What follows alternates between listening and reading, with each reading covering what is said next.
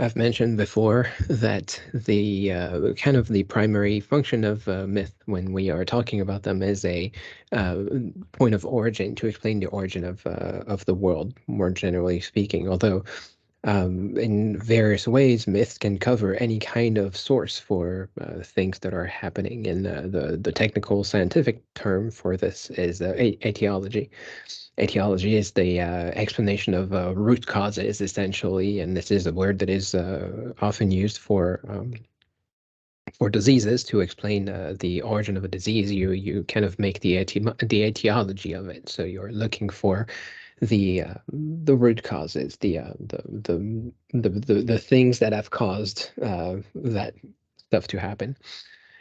And in the context of myth and stories, etiology is really useful to make sense out of the greater questions. For example, how the snakes got to lose their legs, or how the mosquito got to be that small.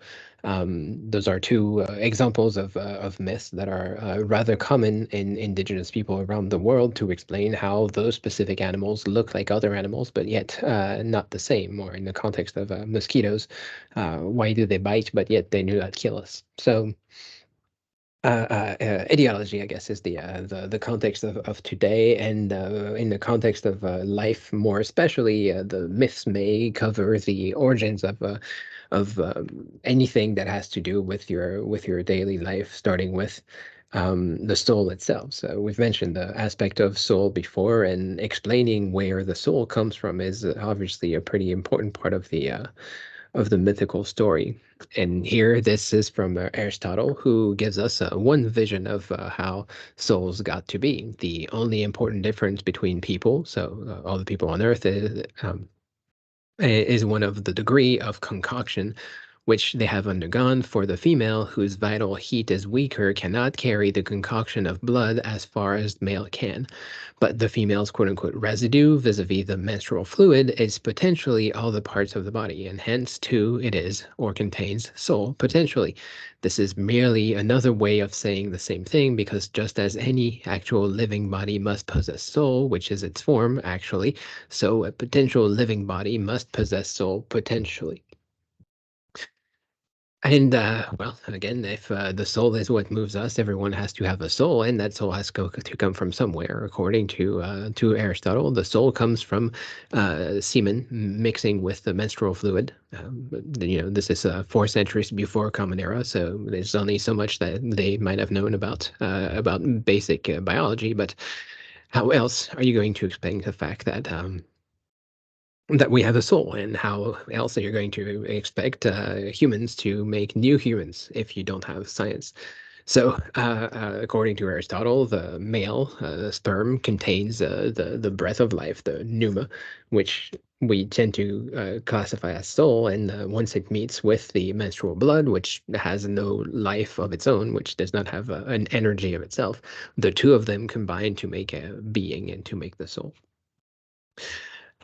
Which is an important question, of course, in terms of how we think of ourselves as humans, because, of course, we are more than the fleshy bits that we are. We are kind of intellectual machines, and making sense of that intellectual machine is complicated enough as it is with the science. Without science, it is even more complex. So this particular question here, or this particular answer that we have here, is the beginning of an etiology of the soul, and kind of the stories that we can tell, at least in the pre-modern science that we have now. Now, if you follow that story along with Aristotle, he will tell you that the menstrual blood actually comes because of Aphrodite. Aphrodite, the goddess, of course, of beauty, has many versions. Oh, and probably worth noting that this is, Aristotle's version of the story. There are other versions out there. It's not the end all be all. This is just one example. But Aristotle connects it to Aphrodite, who was born out of foam, out of the foam of the sea. So the air that enters the water in the sea creates foam, and so this is how the air enters the equation here. Aphrodite was the daughter of Uranus, the god of the god of gods, essentially the father of the Titans. The Titans are we have mentioned before. Partly in the water as well. So Uranus is the direct descendants of Gaia, the Earth. So you put all of these conversations together, and you have a foamy thing that comes out of the Earth, and that in turn creates the humans that we are. Part of the Aristotle has this whole conversation about how souls work and different levels of the soul. There's a nutritive soul that is present in plants, a sensitive soul that is present in all humans, but only humans have the rational soul, the soul that allows us to understand things. So each and everything, because it reproduces by some form of sexual intercourse, has access to the soul, but there are different levels of souls in there. Yeah, so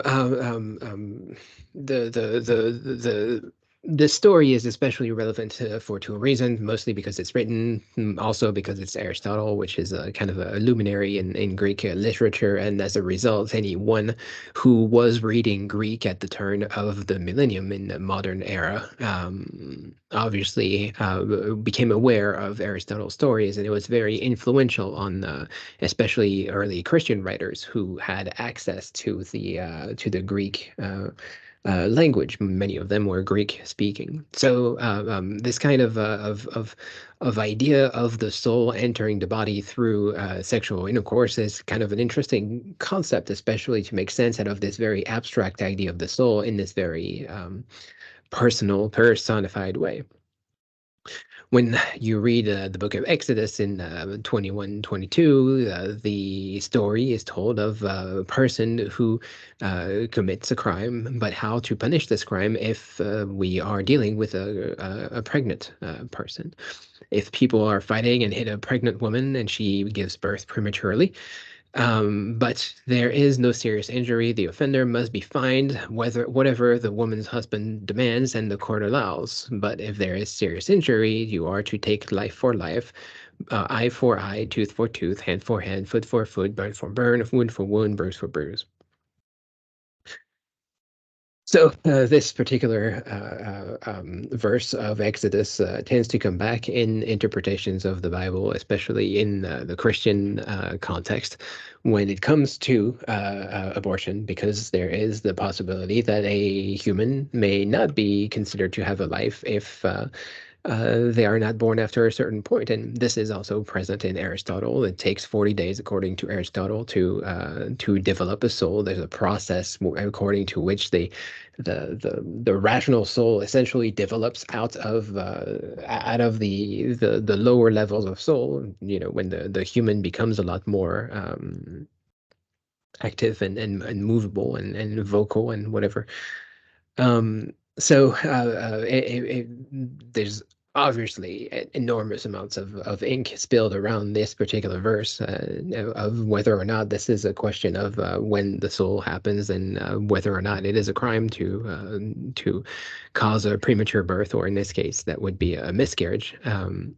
But without the language, without the science that we have today, it is very difficult to make sense of the intentions behind this, at least for people who are thinking about this today, because again, the earliest writers on the Bible and on commentary that are related to this, such as Saint Augustine or even up to Saint Thomas Aquinas in the 14th century, so early Middle Ages, they mention this, and they discuss this as part of their own version of what is right and their own commentary of the Bible as well. And those are the authors who end up being written about later in more modern literature. So even though this is an example of a myth, again, Exodus being a Christian myth, doesn't matter if it's true or not, it just matters what they say in it. So obviously it would not be a particularly reliable intellectual source, but once it reaches the intellectual interpretation of Aquinas or Augustine, then obviously it becomes a much bigger deal. And for Augustine and Aquinas, the same. Any intentional cause that would create a miscarriage would be an offense to God, and of course, it becomes even more serious after that process of developing the soul is important. So because there's a potential life, and Aristotle was talking about this idea of potential life.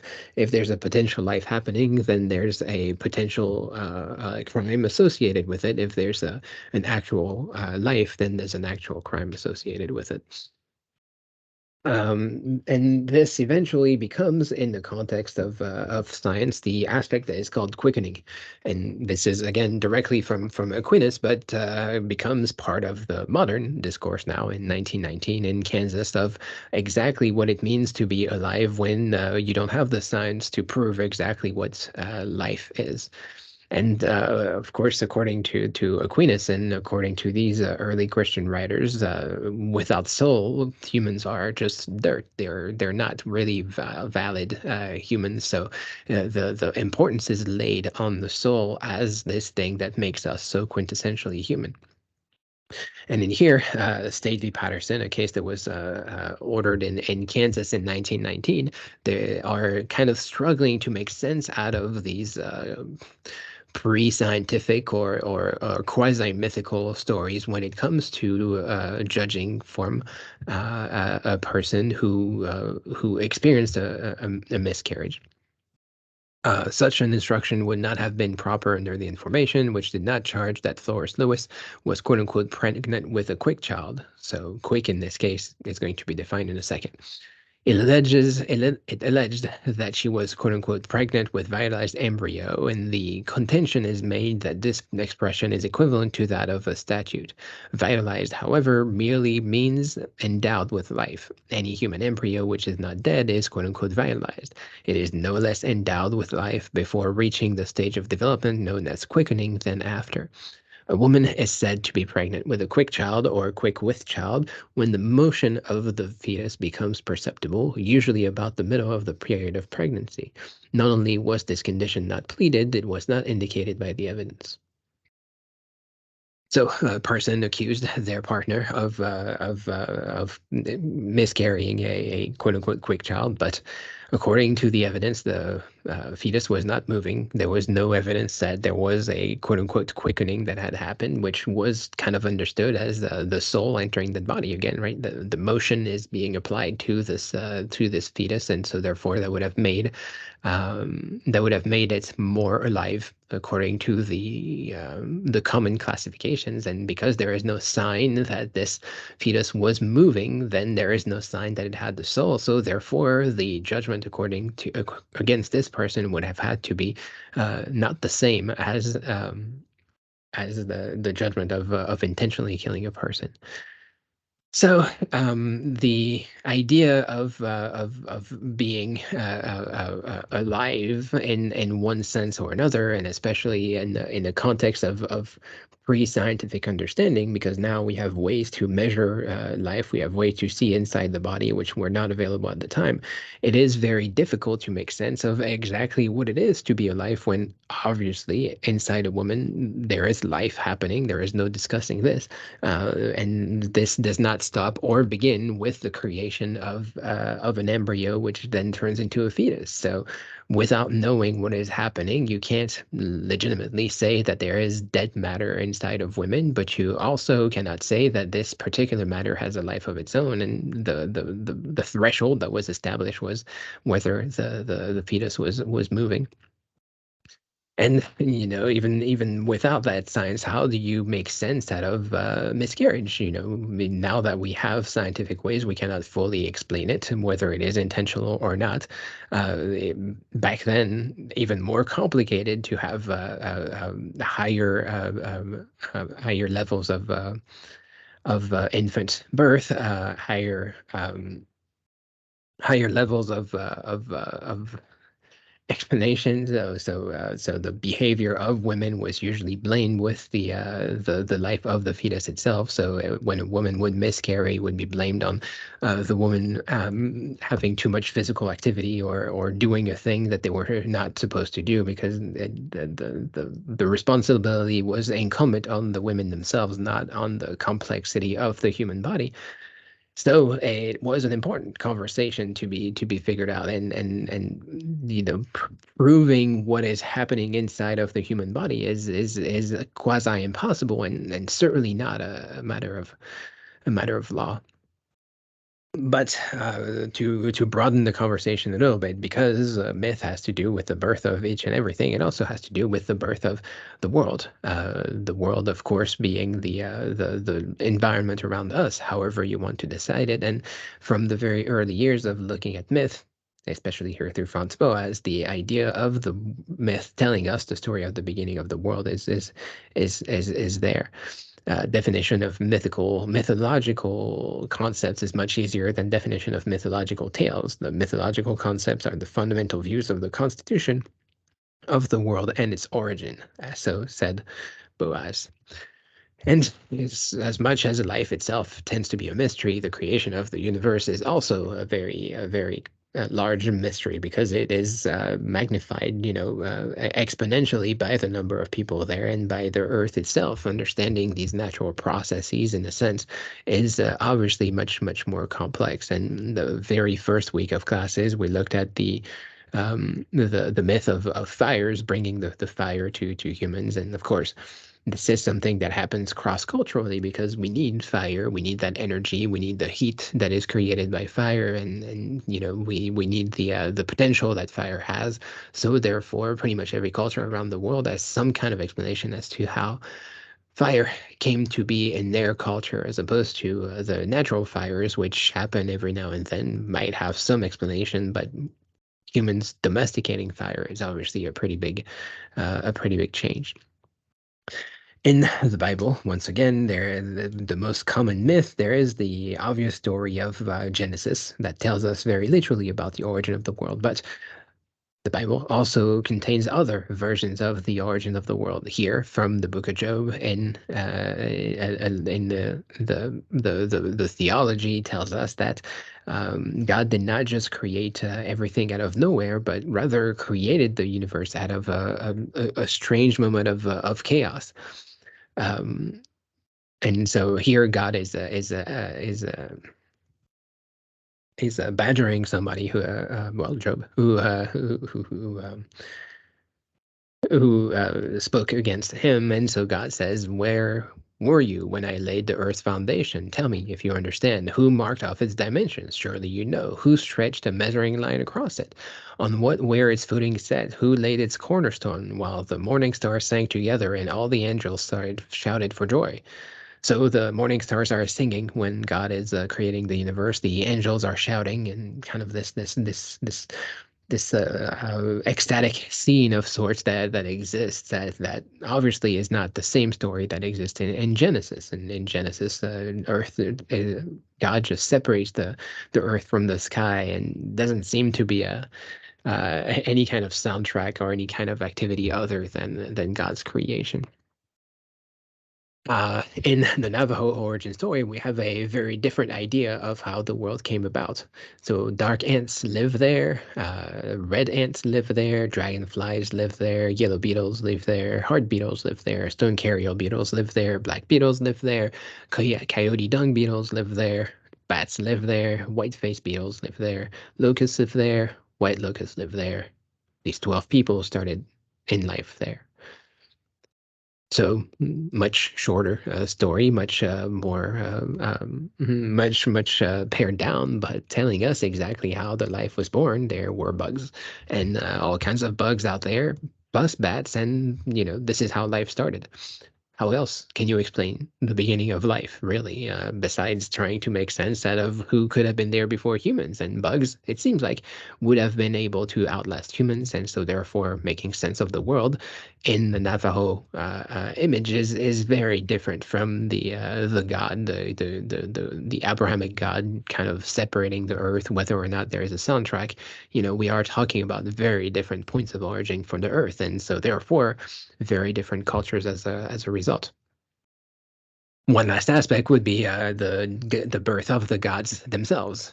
Again, in Abrahamic myth, the god is already there and doesn't need to be born. But in some places, we have to make sense out of the existence of the gods themselves. The best known example of this is written in Hesiod, who wrote the book called Theogony. So Theogony, literally the birth of gods.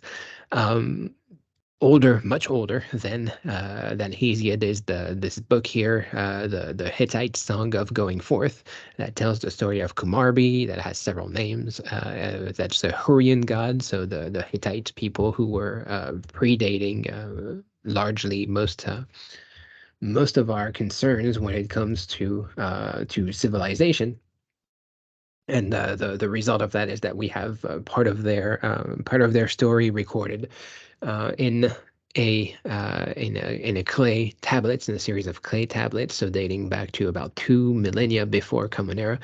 Those tablets are not fully written, and so that's the reason why you have all these blanks and suspension period dots on this extract bug. This is a transcription of the Hittite Song of Going Forth, as they called it. So the story of the world coming into existence.